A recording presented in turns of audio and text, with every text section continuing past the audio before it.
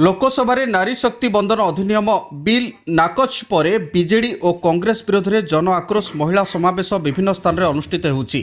BJP पक्षरु अनुष्ठित होउछि एही जन आक्रोश महिला समावेश।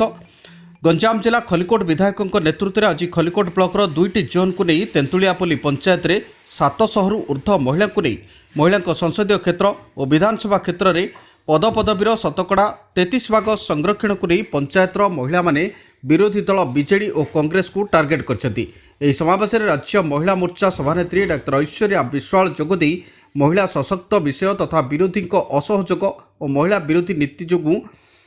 महिला संरक्षण बिल पारित होई नथिबा एक दुर्भाग्यजनक बोली कहिथिले।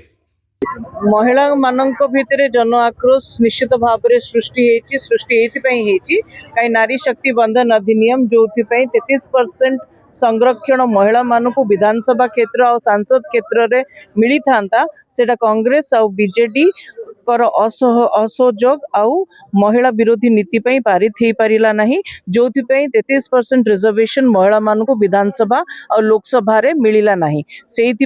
साधारण महिला जो माने आगामी दिन में विधायक होगापी स्वप्न देखी आगामी दिन में सांसद होगापी स्वप्न देखी से आक्रोशटा तांकर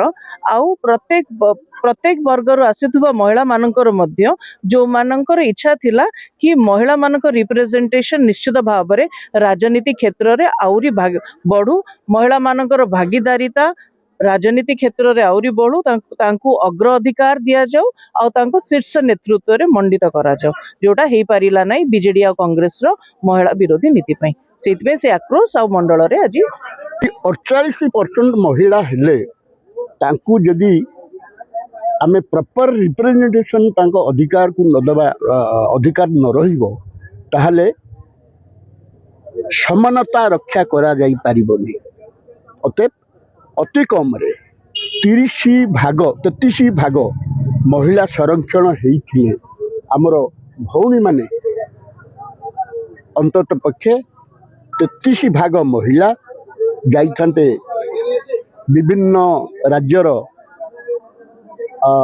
असेंबली एवं भारतर